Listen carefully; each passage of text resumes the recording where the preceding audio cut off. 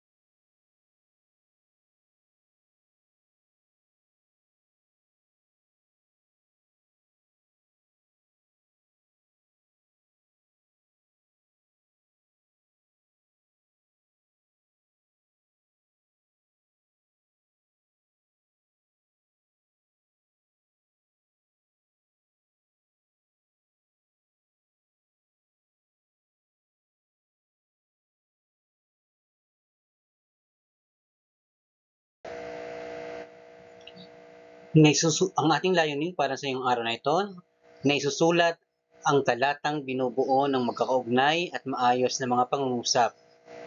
Nagpapahayag ng sariling palagay o kaisipan, nagpapakita ng simula, gitna at wakas. At ang tatalakayin ngayon ay tungkol sa talata at ang mga bahagi nito. Handa na ba kayong matuto, mga bata? Kung gayon, tayo na at mag-aral.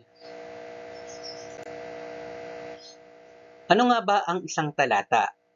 Sabi dito, ito ay isang maikling kathang binubuo ng mga pangungusap na magkakaugnay, may balangkas, may layunin, at pag-unlad ng kaisipang nakasaad sa pinakapaksang pangungusap na maaring lantad o di lantad. So ang ibig sabihin pala ng isang talata ay ito ay binubuo ng magkakaugnay na pangungusap. Ibig sabihin, ang lahat ng pangungusap doon ay isa lamang ang pinatutungkulan, isa lamang ang pinag-uusapan. Dapat ito din ay maayos at tama ang pagkakalahad ng layunin. Kung ito ba ay magbigay aral, manghikayat, magturo, mangaliw,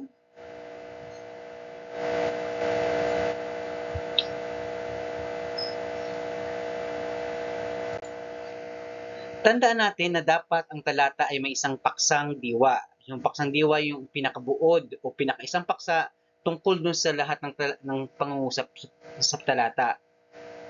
Buo ang diwa, ibig sabihin naunawaan natin, enough yung information, sapat yung impormasyon na nakuha natin o nasabi dun sa talata.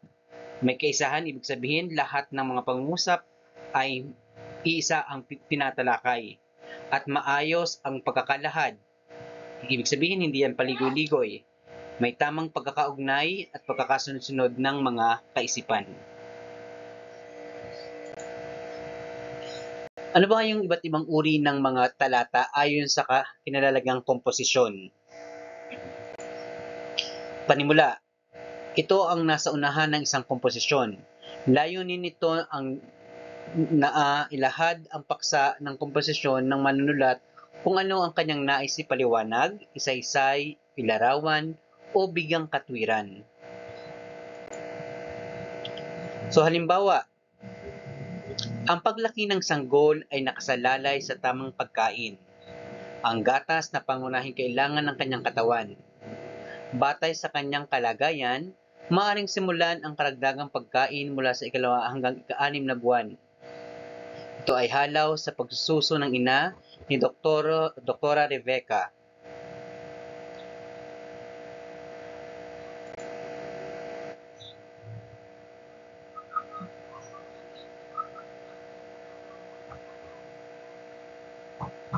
Isa pang halimbawa, isang araw inuutos sa kanya na sundin ang mga monghang panirahan sa di kalayong puok at nagdala siya ng mga kagamitan sa pagmimisa. Ito'y sinunod niya at ang matandang barlaan ay nagdaos ng banal na pag-aalay.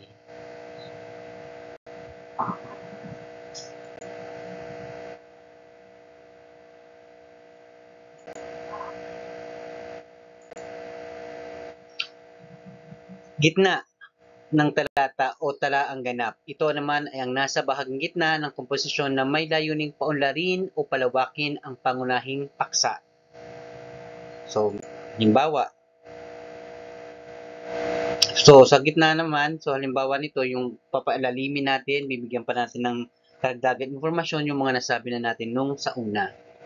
Ibig sabihin, mas mabigat, mas malalim na pagpapaliwanag ang kailangan natin para lubos na maunawaan ng mga mambabasa ang kung ano ang gusto nating sabihin. At ang kahuli naman, tinatawag nating wakas o talatang pabuod. Sa bahaging ito, matatagpuan ang mahalagang kaisipang nabanggit sa gitnang talata na nagtatapos sa paliwanag hinggil sa paksa. So ito yung tinatawag natin na bibigay ng minsan kasi dito sa wakas na talata o bahagi ng talata, dito natin nakikita yung pinaka-summary ng isang talata na ating nabasa.